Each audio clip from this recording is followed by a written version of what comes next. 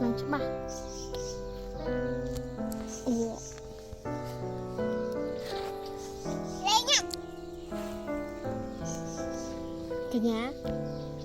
Cả nhà ơi. Lên ý kì.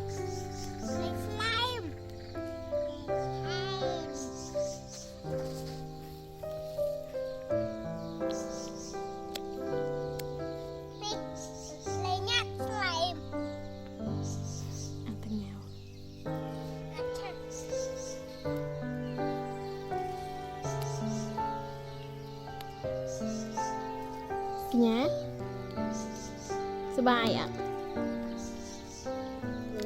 nha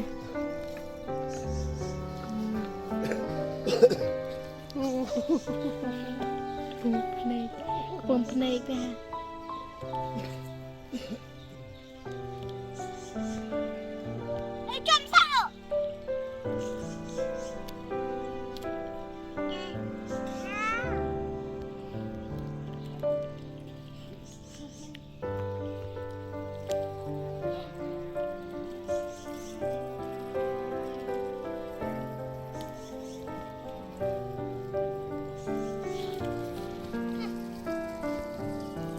hành cối hành tầm ngụt tật hơi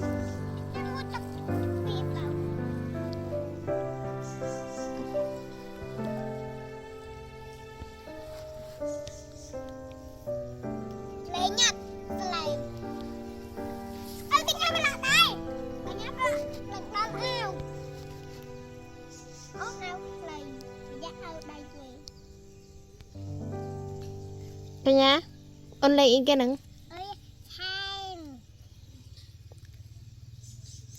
สบายอ่ะสบายคลั่งไง